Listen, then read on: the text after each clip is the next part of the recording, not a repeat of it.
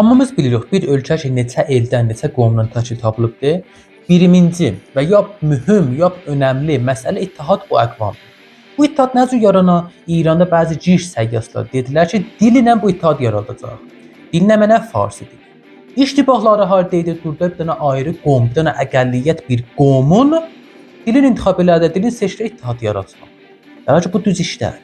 Baxın, dil ilə ittihad cürlənməz. İndi ya siz düşünün, mən indi ingilis başarıram və ya ayrıdan ingilis başarır, mənlə keşvəri ingilislə Amerikan arasında ittihad var. Rəbti yox.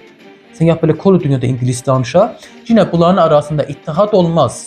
İttihad dillə cürlənməz. İttihad ideoloji ilə və əqaidlə cürlənər.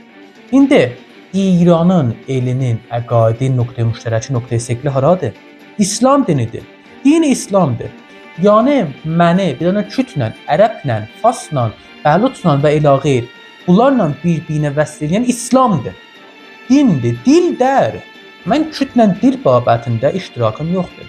Mənə türk bir dənə farsla dildə müştərək deyirəm. Amma dində, İslamda, müsəlman olmaqda müştərəkəm.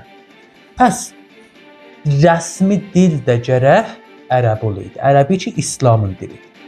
Bu suallarını məntiqlə geçsək qabağa qanun əsası da o başdakı da vaqe Məclisə Xobleqan qanun əsası yazdı.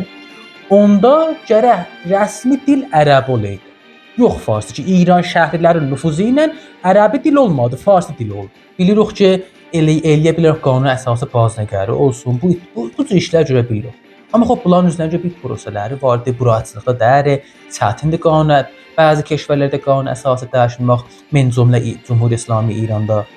Bəli, düzü ilə keçsəydik, İranın rəsmi dili gərək ərəbi olaydı. Ərəbi ki, İslamın dilidir və İslami ki, tamamı bu 80 milyonun nöqteyi seklidir.